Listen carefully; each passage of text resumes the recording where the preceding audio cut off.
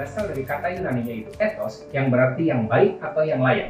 Etik merupakan suatu pertimbangan yang sistematis tentang perilaku benar atau salah, kebajikan atau kejahatan yang berhubungan dengan perilaku.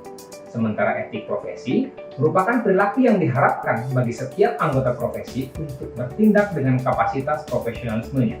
Setidaknya ada 4 ciri-ciri etik profesi. Yang pertama, berlaku untuk lingkungan profesinya.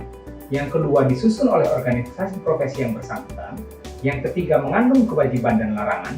Yang keempat, menggugah sikap manusiawi. Sementara etika adalah ilmu yang mempelajari tentang asas akhlak, ilmu tentang apa yang baik, apa yang buruk, dan tentang hak dan kewajiban moral. Etika dibagi menjadi etika deskriptif, etika normatif, dan metaetika. Etika deskriptif melukiskan tingkah laku moral dalam arti luas. Misalnya ada kebiasaan, anggapan-anggapan tentang baik dan buruk, tindakan-tindakan yang diperbolehkan dan tidak diperbolehkan. Dalam etika deskriptif tidak memberi penilaian tetapi menggambarkan moralitas. Etika normatif terjadi penilaian tentang perilaku manusia, menampilkan argumentasi dan alasan atas norma dan prinsip etis. Sementara metaetika mempelajari logika khusus dari ucapan-ucapan etis, mempersoalkan bahasa normatif apakah dapat diturunkan menjadi ucapan kenyataan. Ada berbagai macam aliran dalam etika. Yang pertama adalah aliran naturalisme. Orang dengan aliran naturalisme percaya bahwa perbuatan sesuatu yang sesuai dengan fitrahnya adalah baik, sehingga segala sesuatu berjalan dengan sendirinya atau natural.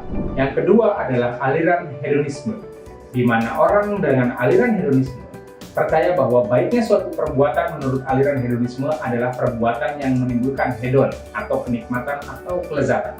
Yang ketiga adalah aliran utilitarisme, di mana pada aliran ini baik buruknya tergantung dari utility atau kegunaannya.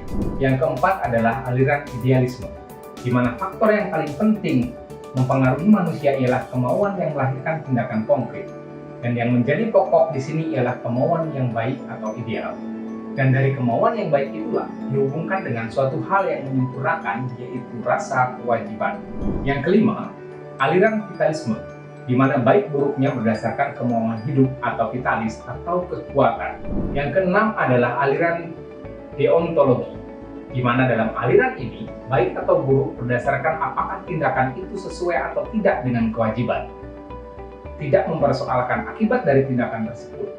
Dan kebaikan adalah ketika seseorang melaksanakan apa yang sudah menjadi kewajiban.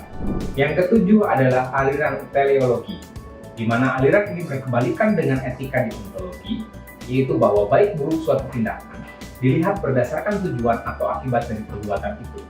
Aliran ini memilih mana yang membawa akibat baik meskipun harus melanggar kewajiban, nilai, dan norma yang lain. Aliran etika yang terakhir adalah aliran etika keutamaan, di mana etika ini tidak mempersoalkan akibat suatu tindakan, tidak juga mendasarkan pada penilaian moral, pada kewajiban terhadap hukum moral universal, tetapi pada pengembangan karakter moral pada diri setiap orang.